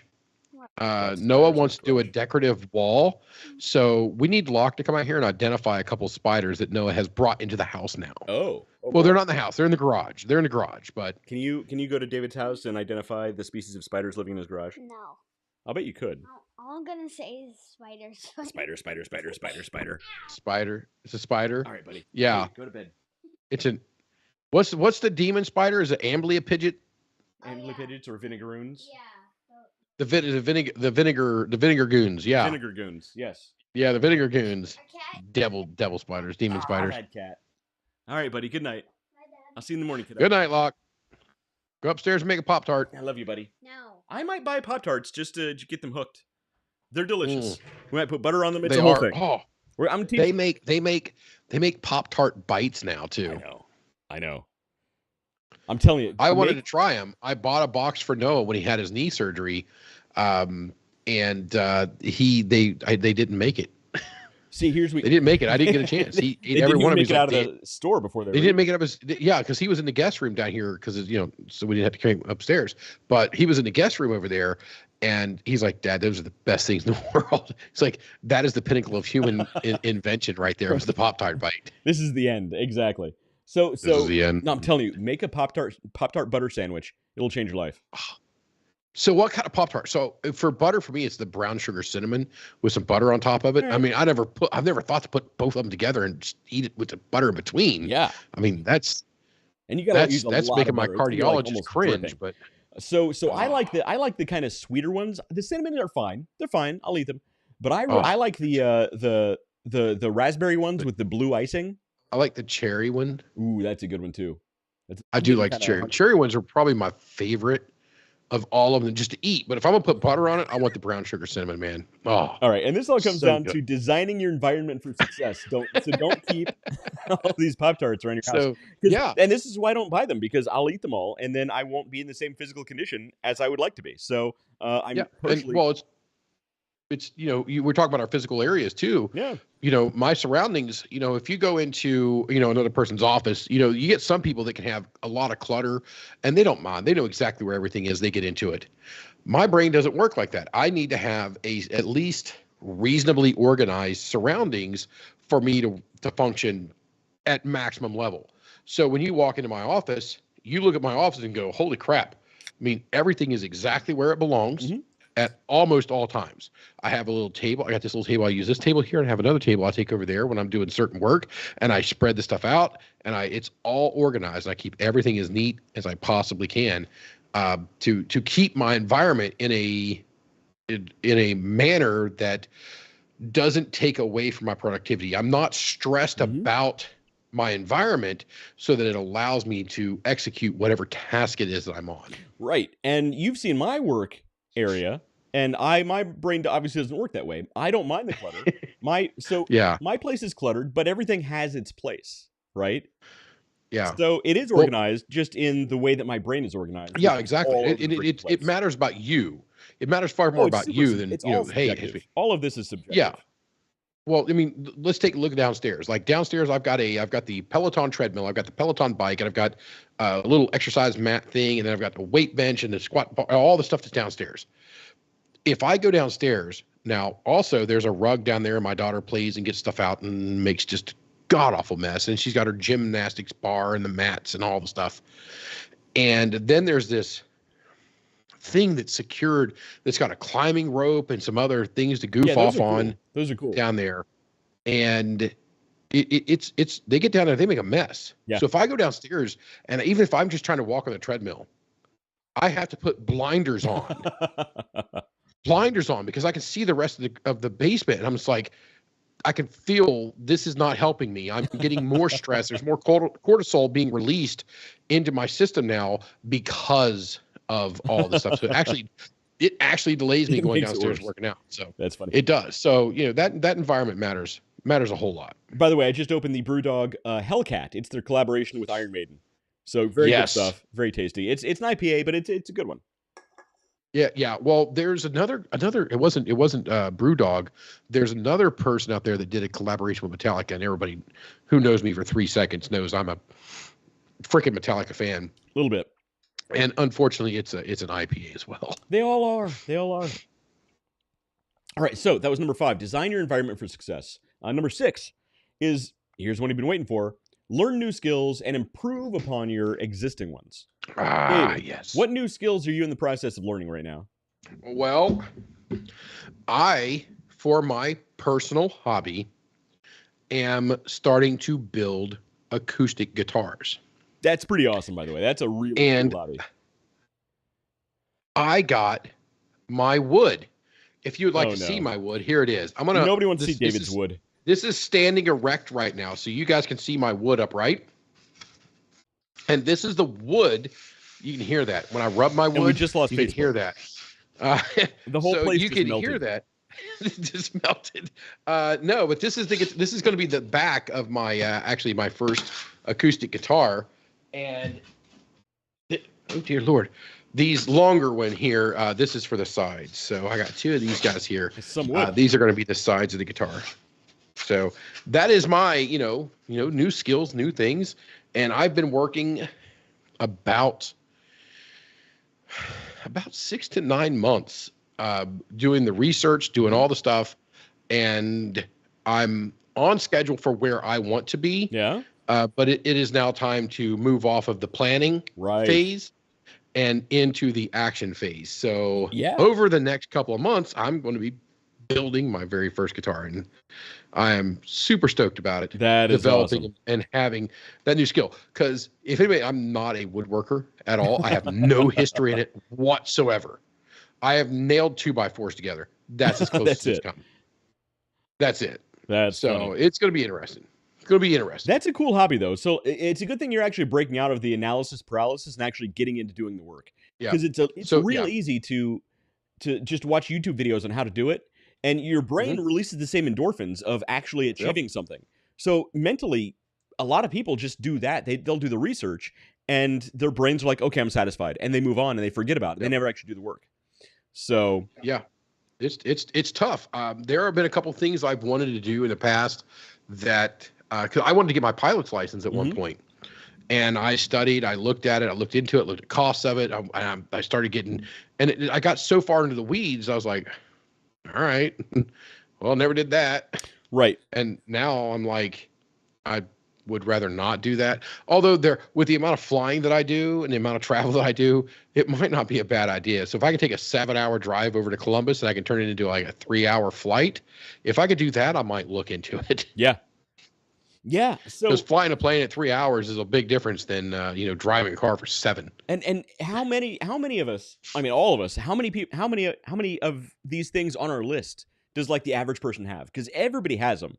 These things that they would love to start and they plan on starting. They're 100% behind doing this thing. They'll do a ton of research and then it goes nowhere. I mean, we all have just a million of those, and that's so cool that you're actually going to get around to doing this. That's super sweet. But that comes down to learning new skills and improving yourself. And really that just comes down to being a better person also. All these things are really tied together, right? Because a really fulfilled person isn't somebody who just sits and just watches TV all day or just plays video games all day. It comes down to improving yourself. I mean, you look at older people, those old guys who just have no hobbies, they have no interests, and they'll just sit in front of the TV all day. Guess what? They just rot and eventually die. The guys who last and faster. Yeah, those guys who retire from their job and they'll live to 112, it's because they're doing stuff. They're staying active. They're staying mentally active. They have a hobby. They have interests. And the same thing is true with you. When you actually have a hobby, you're actually going to be more productive in your day-to-day life, in your family life, because you're going to feel more fulfilled when you actually do stuff. It's really surprising, but it makes a world of difference. So, this goes to, how do I say this without pissing off women? I'm not going to worry about it. So, how do I say this without saying terrible things about women? There's nothing to do with terrible. Nothing to do with terrible. So let's say my current wife came to me and said, "Hey, I don't want to have, I want to be a stay-at-home mom." Mm-hmm.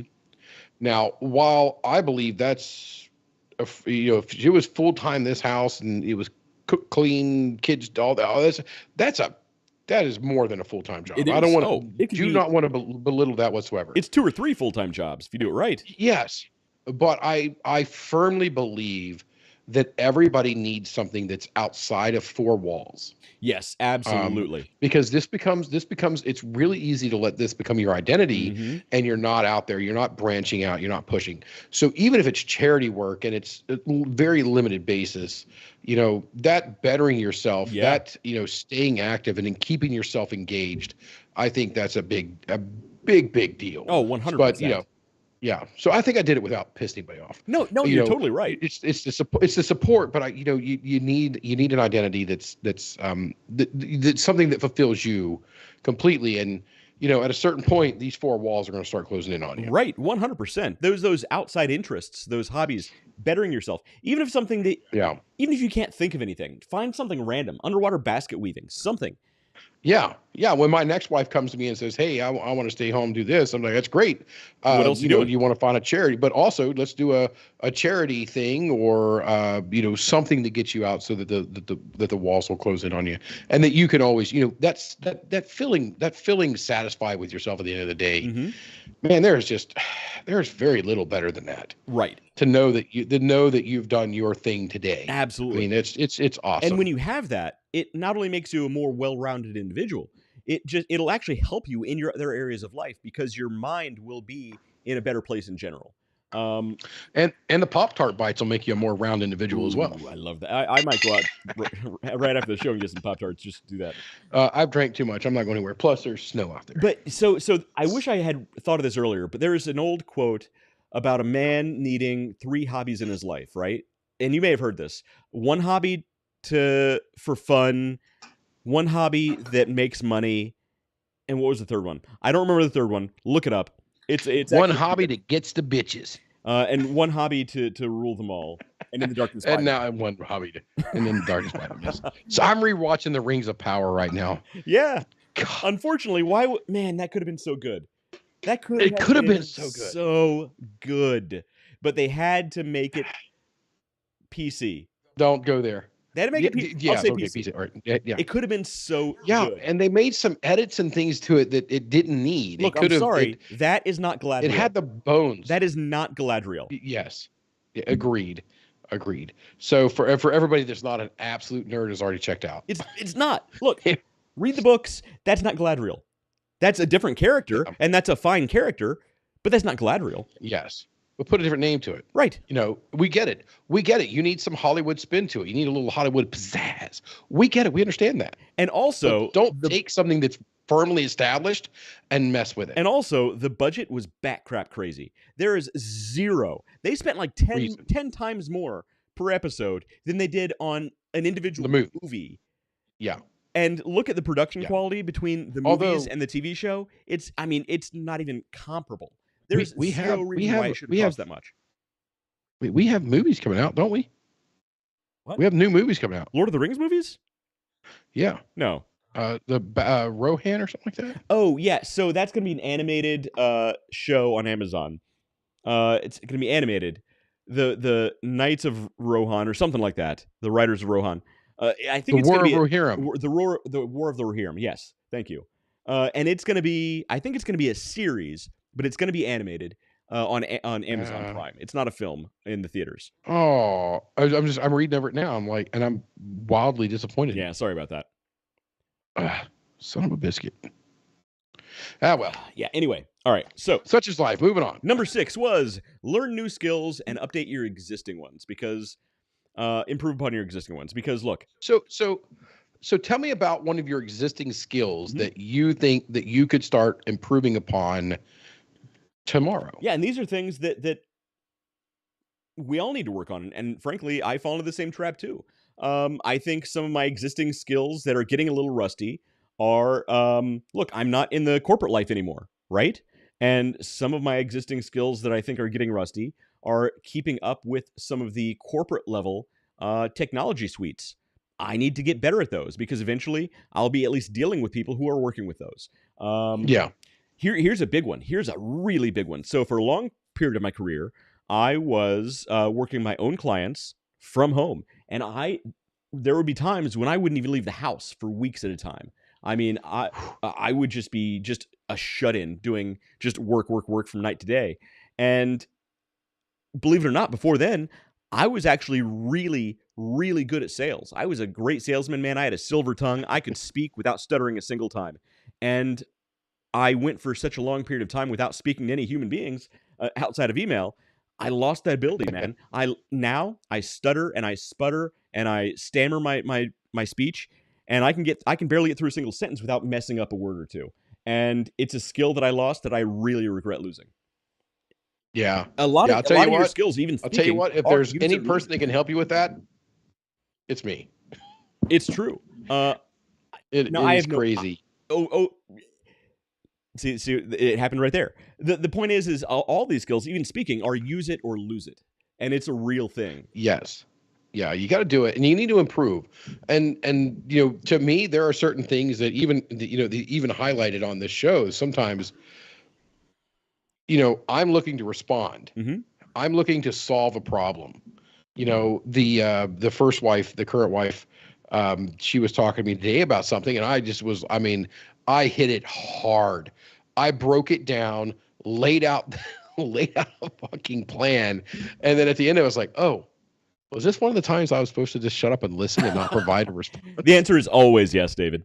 Always. And she goes, I think I did such a good job of it, of breaking it down for her, that she was like, I don't know. I was like, all right, well, if you don't know, that means I'm good. What I've learned the hard way is the answer is always yes.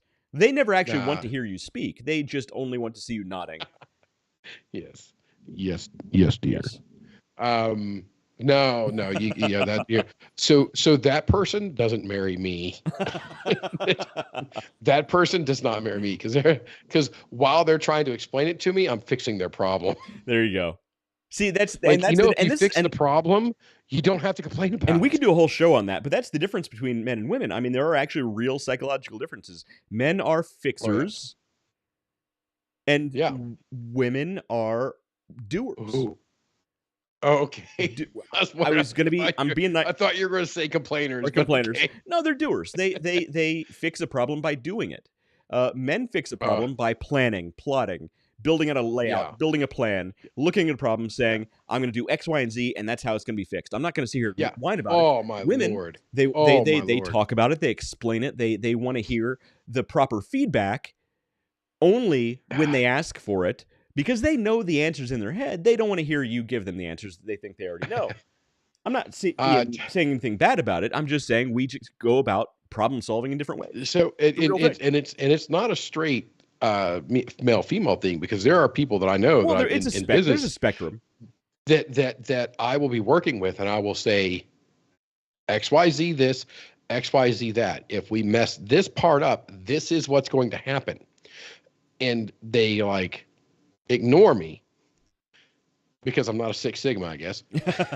And then they do X, Y, B, and then all hell breaks loose exactly the way I explained. Right. They're like, well, I didn't see that coming. It just didn't came out of nowhere. I'm like, I fucking told you. Right.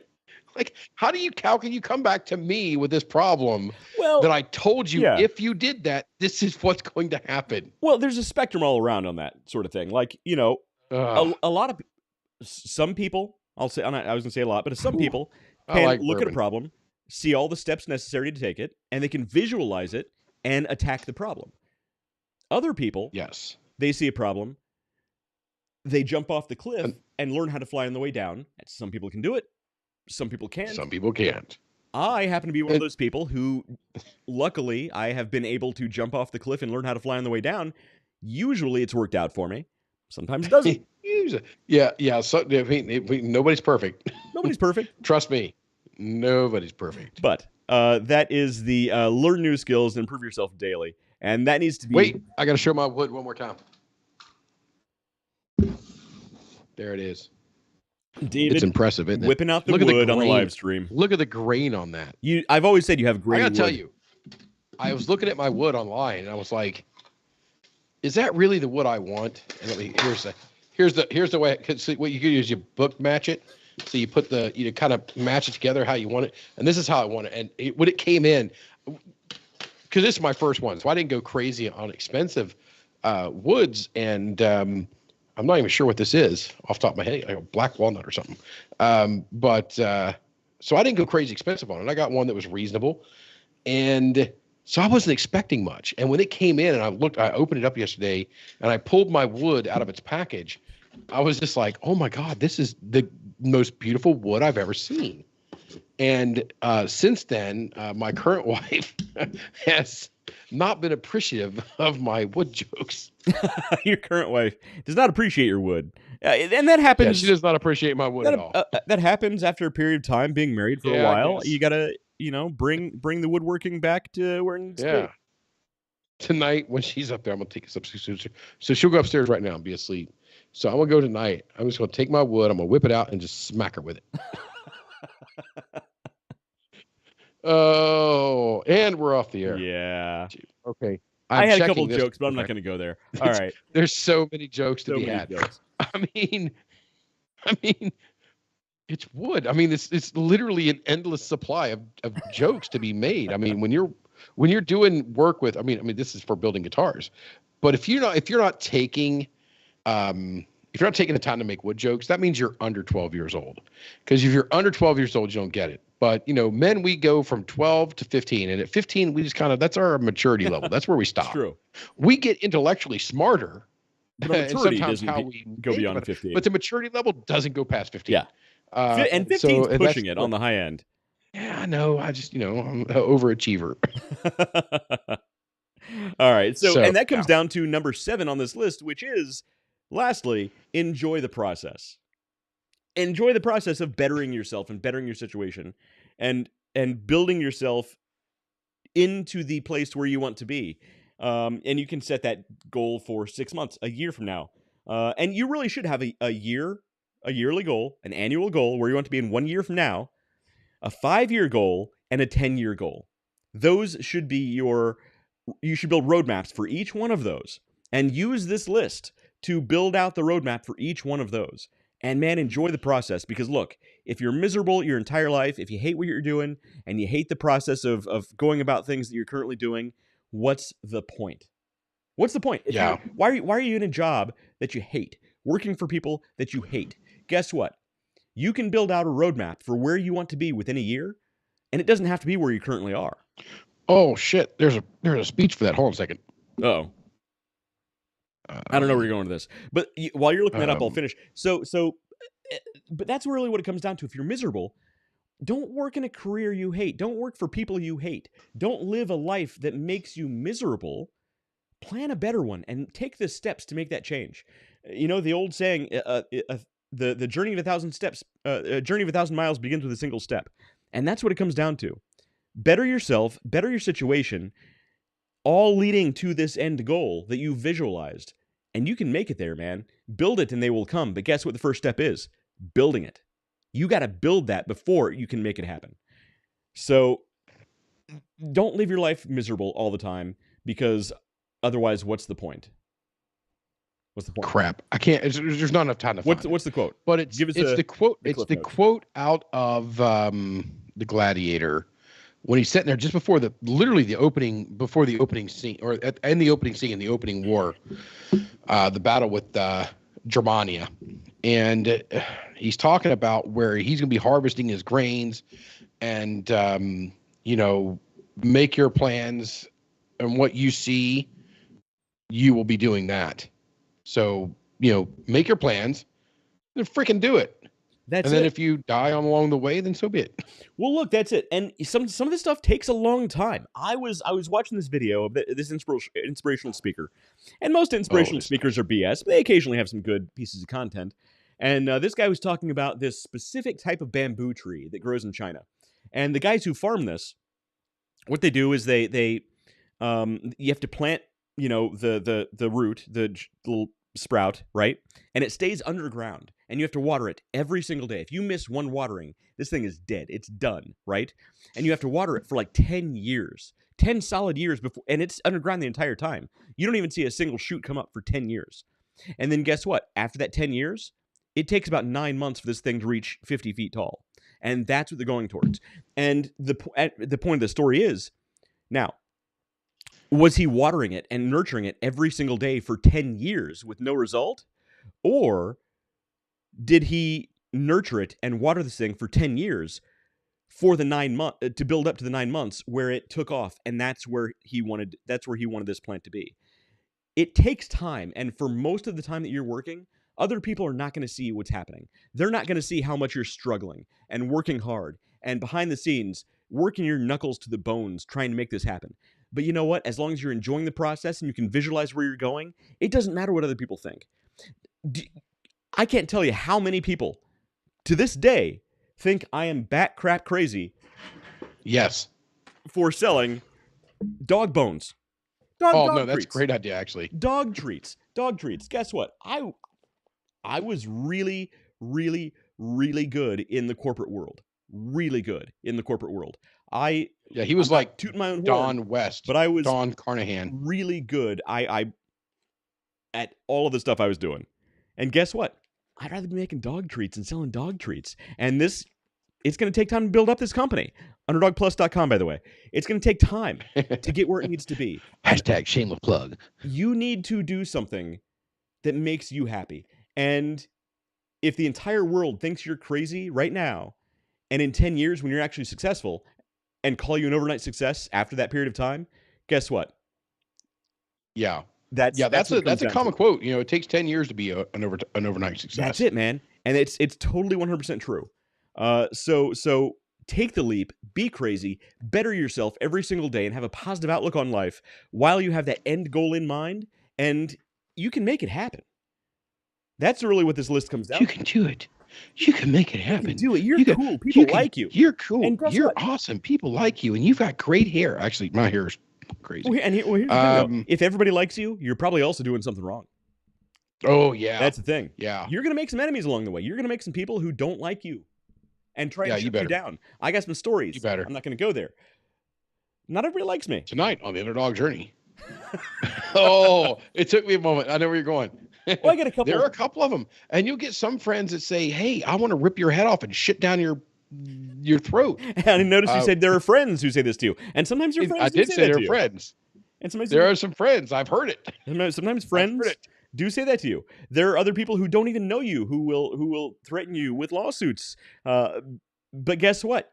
You work through it, and you're going to get better than they are, and you're going to show them who's boss. All the people who think you're crazy for taking that step to better yourself are probably not taking the same steps in their own lives, so they think that's crazy. Guess what? When you come out ahead in the end, who's the crazy one? There's another quote. Who's the crazy one? There's another quote. So, yeah, lots of good quotes. I'm not gonna look it up. I'm not gonna bother looking it up. It's not worth it. Paraphrase.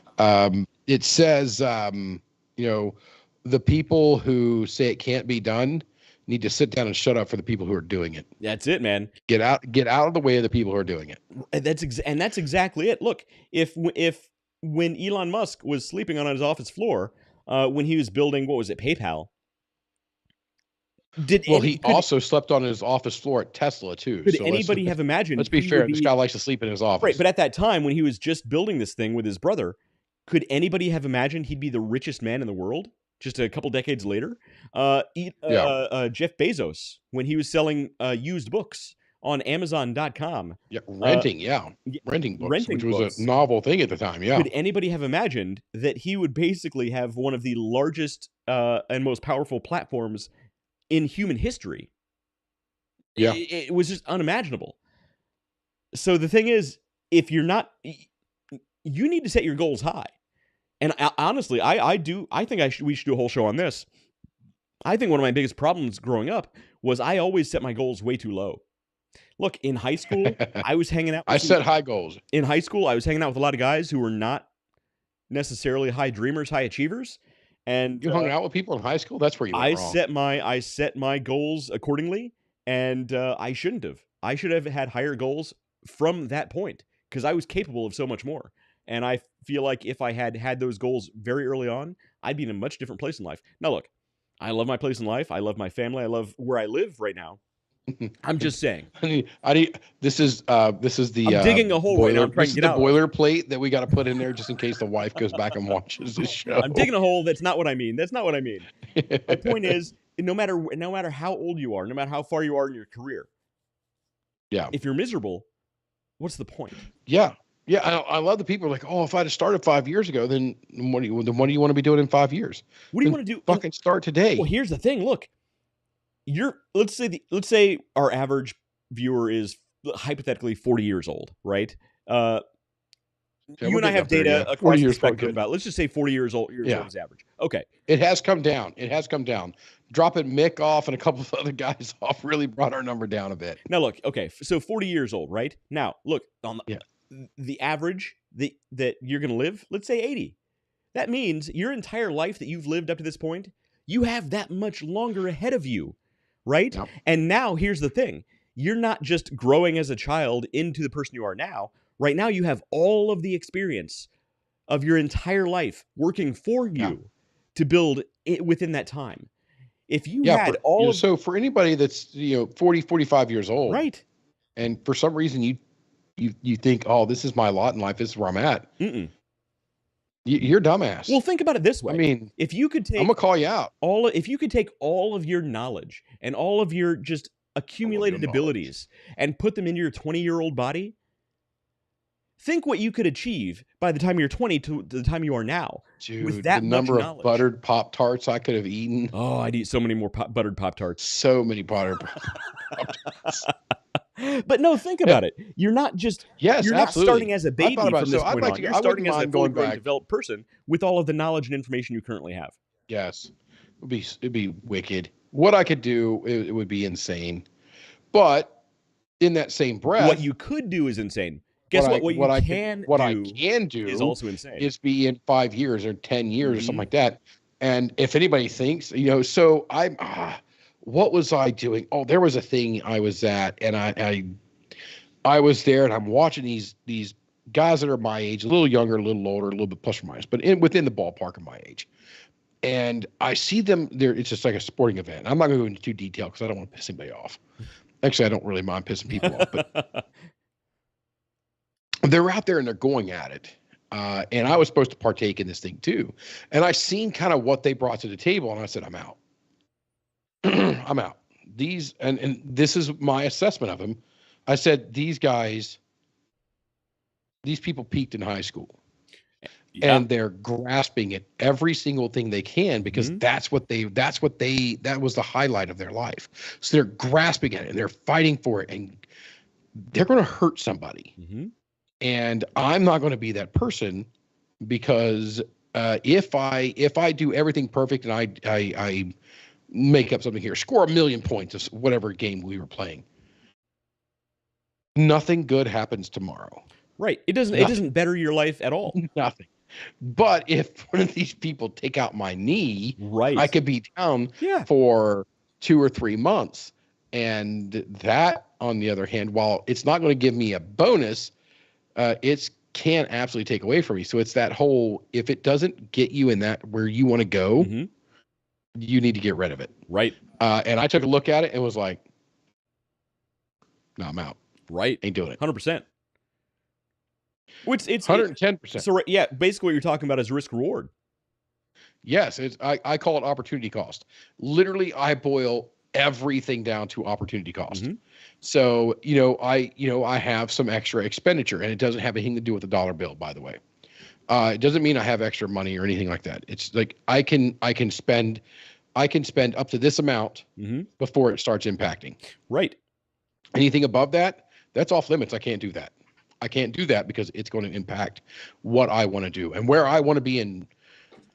You said a year, 3 years, and 5 and 10 years. A year, 5 year, and 10 year. Okay. So I do things based on 18 months. All right. Yeah. 2 years, and either 3 or 5. And that's how I look at things. So when I make an investment in something, I am willing to run a negative return up to month 18. I'm willing to invest and not make back to zero for 18 months. Right. After that, I believe I should be making positive numbers. And that's kind of how I plan my business stuff. That's how I do it all. In 18 months, I should get my money. I should be back to zero. And then everything from that. And then I can really gauge between 18 to 24 months, which is not a lot of months, by the way. It goes quick. 18 to 24 months goes really, really fast, but it also gives me a pretty good snapshot about how I can project going forward. Because I should be in that 18 months, I should have my ramp up, my marketing, everything should be in place, and I should be out there, this is what I can do. Are sometimes going to be a little bit more, and sometimes going to be a little bit less? Yes. But on the whole, Preparation H does feel good. No, that's a great movie. They got to make another one. Man. That is a great. They really that's one that doesn't need to come back out. That's Austin Powers. Austin Powers. I was a gold member was in my head. I couldn't get rid of it. Yeah. But that's where I gauge and say, all right. And so at that 6 months between 18 and 24, those are the ones I really look at and say, okay, these are my projections, and then I use those projections to say this is what's going to be either 3 or 5 years, and as long as I stay on those waypoints, I'm good to go. But it is a self-check. It is a self-governing, and it doesn't necessarily always have to do with money. So if you're doing something, I'm not very dollar-driven. So I devalue the dollar. I value my time. Right. Exactly. Much more. So where I want to be in 6 months may be different than where I want to be in there. And there are waypoints along those checks, but the investment time to me is 18 months is where I really start. Yeah, totally. 100%. And that's kind of what I was saying earlier. That's 3 times I've gotten totally 100% out of West. Well, you're right though. But I mean, that's kind of what it breaks down to with when I was watching Joe Rogan the other day. No, as far as football, I could watch a bunch of overpaid thugs tackle each other, or I could read a business book. I find this way more interesting. I could be making a YouTube video for a pipe channel that I've been ignoring for the last year. Father, when are you going to back up? You know how much I talk about your pipe channel? You know how many places I go and talk about your freaking pipe channel? It's almost up to 50. Every place you go. So it's funny. The last time I made a video, I was just under 1,000 subscribers. I was actually going to do a whole giveaway for 1,000 subscribers. And that was the last time I made a video. It's at almost 1,500 now. Yeah, get your ass back over there. Start making channel, because I keep talking about. Oh, you need to go check out this. Order of the Pipe good channel on YouTube, and they're like, oh yeah, that sounds great. I left a place out in Kansas City. I went and got a cigarette. I took a picture of it. Hold on a second. You know what? You guys don't care about the cigar I smoked. But when we're in there, they had pipes and they do some blending and whatnot in there. And I was like, yeah, my buddy West, who runs the order the pipe on the YouTubes. I mean, he's the one who gave it to me. He gave me my first pipe, and I've got my Lane 1Q here, and my old Father Dempsey in here. Yeah, that's as well. a good one. That's legendary, man. People who know pipe tobacco, they love the Father Dempsey. Yeah, and they're interested in this. And like, oh, what's the name of that? Say, oh, it's called the Order of the Pipe. And I talk to them, and there's two guys there, and then another guy walks in, and he was a pipe smoker. So they start talking to him, and they go, hey, dude, what was the name of that channel again? Come on, man. I know. I really need to. It was a lot of fun, and it is. You need to take some other things off your plate and get that thing going. It's true, again. But it goes back to look. It's fun. People don't realize though how much work goes into a good YouTube channel. Oh yeah. It's a lot more work. People who watch this show should, because we have talked about it many times. So if I were to go into a career day, which eventually I probably will here with the daughter at a career day or job day or something like that, and I probably will not talk to them about my day job. I will probably talk to them about this. Ooh, that'd be cool. Yeah. So on Facebook, I think it's on Facebook. And I've got a professional LinkedIn thing, but then my normal LinkedIn thing is I'm a presenter. I'm a presenter on the Underdog Journey. You are a naturally good presenter. This is true. That is what I do. I'm a presenter on the Underdog Journey. So if you look at Facebook, you're like, oh, what does David do for a living? Oh, I'm a presenter on Facebook. On Facebook. I'm a Facebook channel. Can you make that much money off that? And like, yeah. We don't, but yeah, you could. We make $0 on purpose. I mean, we could go back and monetize, but if we were really dedicated to making money, we could. Yeah, we could. But again, it was never about the dollar. It was about, we want you all to be able to make the dollar, and we want to help you do that. And then we want you to help you make the dollar, and we also want to help you make good decisions and say, when does it not need to be about the dollar? And that's, the self-development and all the things we kind of went over today about the life audit, which was, when that came across today, I was proud of you, West. I was very proud of you. I'm proud of me too. Like, thank you. This is you're welcome. It didn't have a damn thing to do with AI, which was great. And it was more the personal side of the business world. It's one of the things I say all the time to my #current/first wife. There's no such thing as caught up. You can't do it. It doesn't exist. Well, that's kind of what this show is for us, though. Yeah. This show is for us to better ourselves. It's, a lot of the stuff that goes into these agendas are things that I think that, that you and I think that we need to incorporate into our lives to better some of the things that we're doing. Absolutely. I've used these tactics. Right. Some of the very specific tactics out of this show in my business and in my day job, and to very good results. Very good results. And so that's one of the main reasons we started this show, is just to better ourselves, to get better at a lot of this. The main reason, a lot of people don't know this, the main reason I started the Pipe channel is because to give me another outlet to improve my speaking skills. So I could hopefully grow out of stammering and stuttering so much when I speak, because I do that. And even in my day-to-day life, speaking to my wife at home, for Pete's sake, I'll stutter and stammer while I'm speaking.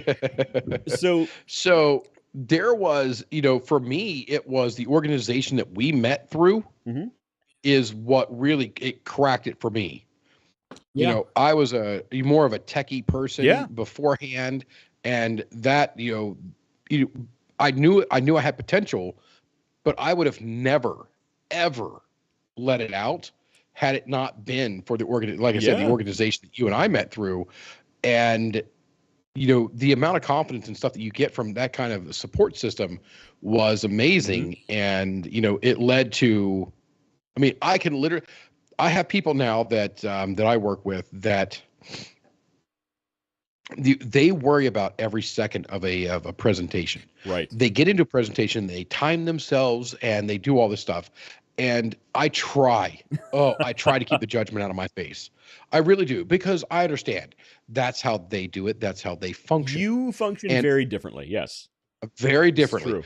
I don't want the nitty gritty we can take that offline. If I'm doing a presentation, I need the 2, 3, 4 bullet points that are just punch you in the gut, that set the room abuzz.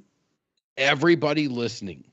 And then I can bullshit about that for 10, 15, 20 minutes, an hour, 2, however long you need. So I'm actually getting ready to do a presentation out in San Diego here in a few weeks, few weeks, back on the first week of March.